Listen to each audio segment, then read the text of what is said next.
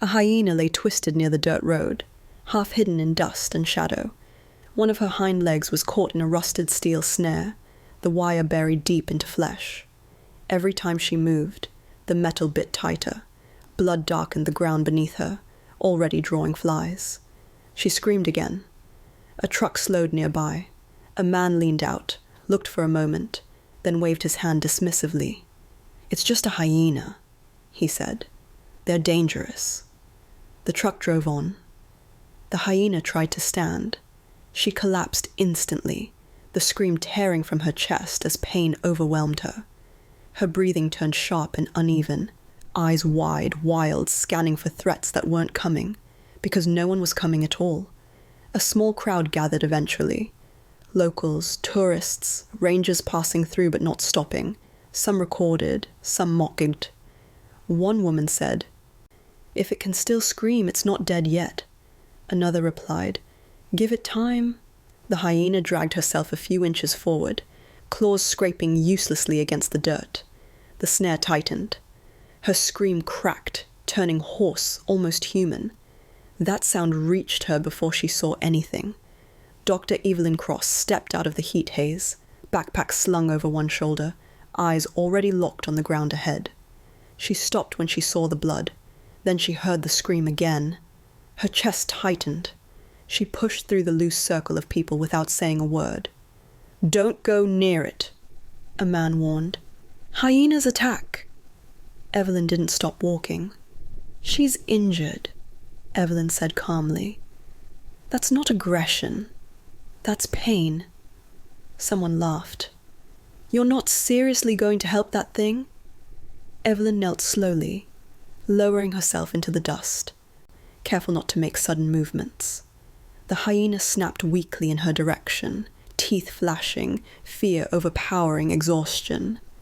"I know," Evelyn whispered. "I see you." The hyena's scream turned into a rasping whine. Evelyn's eyes moved quickly. The depth of the wire, the swelling around the wound, the tremor in the animal's flank. The leg was losing circulation. Not much time left. Behind her, voices rose. "She's crazy. That animal will rip her apart. Someone stop her." No one did.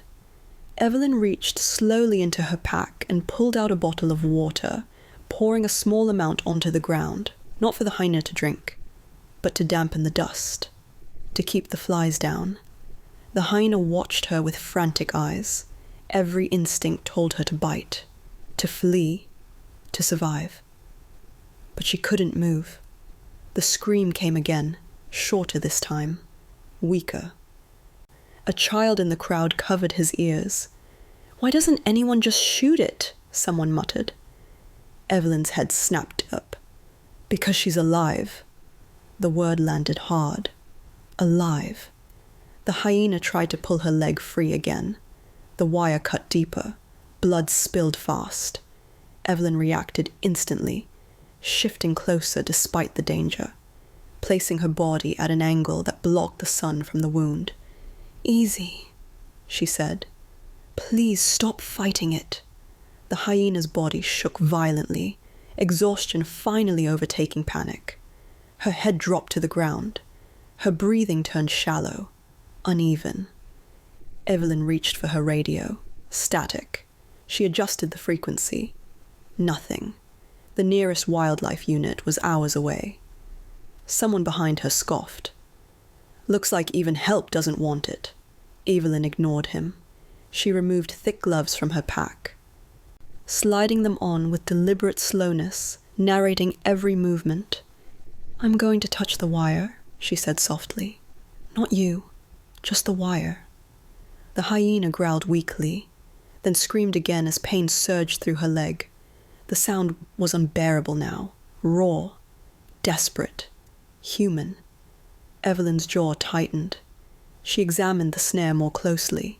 Old, illegal, designed to kill slowly. The locking mechanism was jammed. Cutting it wrong could cause catastrophic bleeding.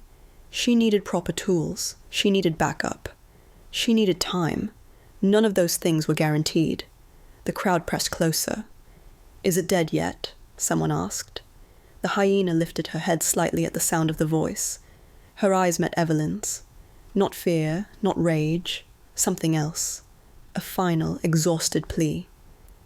Evelyn swallowed hard and placed one gloved hand gently on the ground, beside the hyena's shoulder. Close enough to be felt, but not touching. "I'm here," she said. "I'm not leaving." The hyena's scream faded into a broken whimper.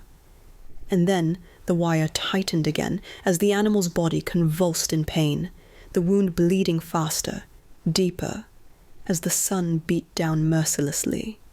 Evelyn knew, in that moment, that if she failed, no one else would try.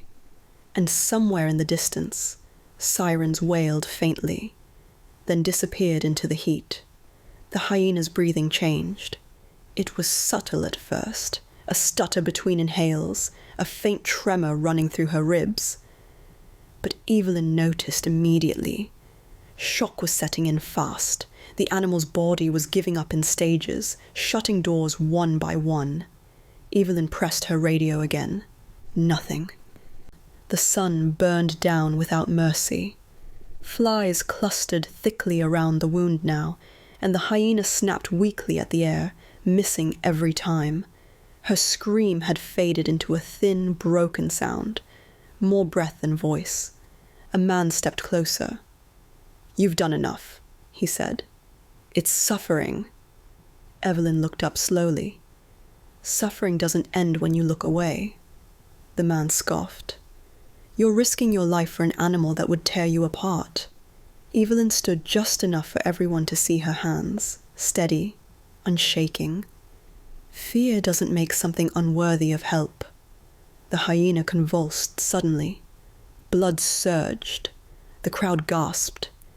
Evelyn moved instantly, pressing a sterile pad hard against the wound to slow the bleeding, her knee planted in the dirt for leverage. The hyena snapped once, reflexive, teeth clicking inches from Evelyn's arm.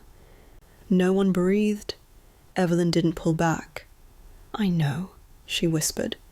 "I know you don't understand me, but you don't have to." She reached into her pack again, and this time pulled out a compact steel cutter, scarred, heavy, clearly used many times before. Murmurs rippled through the crowd. "That's professional gear." "Who is she?" "She's not just some tourist." Evelyn adjusted her position, carefully angling herself away from the hyena's jaws. Her fingers traced the snare, testing tension, reading its story. Where it had tightened, where it would snap back, where it could kill if cut wrong. A vehicle engine roared in the distance. 2 wildlife officers arrived at speed, skidding to a stop. One started forward, weapon half raised. Evelyn's voice cut through the heat. "Do not point that at her." The officer froze. Evelyn reached into her vest and flipped open a worn badge. Wildlife Trauma Response Unit, Senior Field Veterinarian, call sign, Blackthorn. Recognition hit instantly. "Oh," the officer breathed. "It's her." The crowd shifted. "That's the vet from the drought corridor. She saved the lioness last year. She works with predators." The second officer lowered his weapon slowly. "What do you need?" Evelyn didn't look up. "Sedative. Low dose. And quiet." They moved without argument.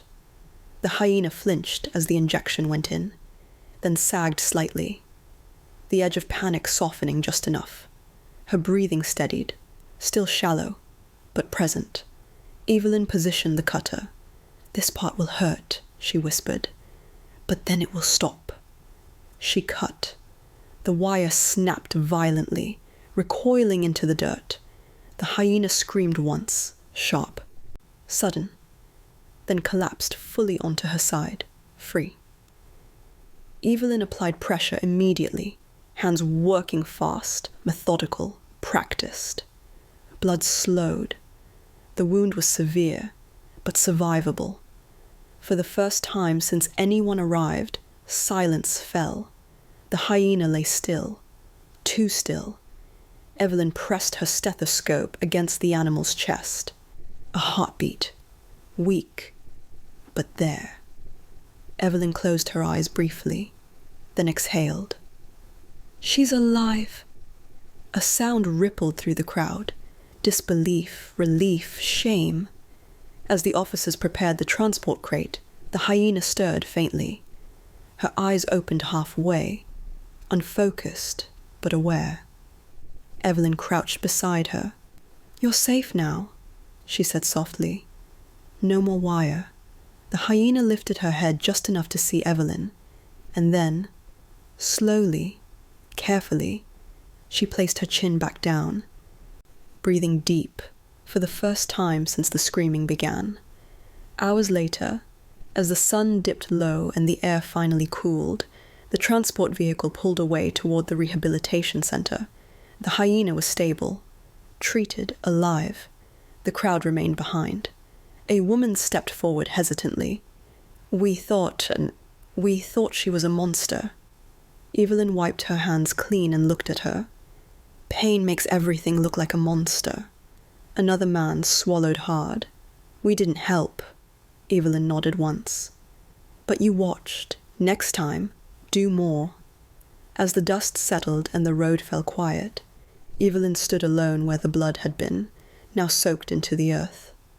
The savannah hummed again. Insects, wind, distant life continuing as it always had. The screaming was gone.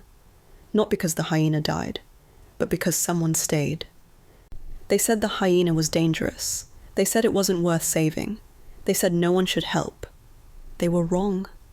Because compassion isn't about choosing the easy life to save. It's about choosing the one everyone else abandoned. And sometimes, the bravest thing a human can do is kneel beside the animal everyone fears and refuse to walk away.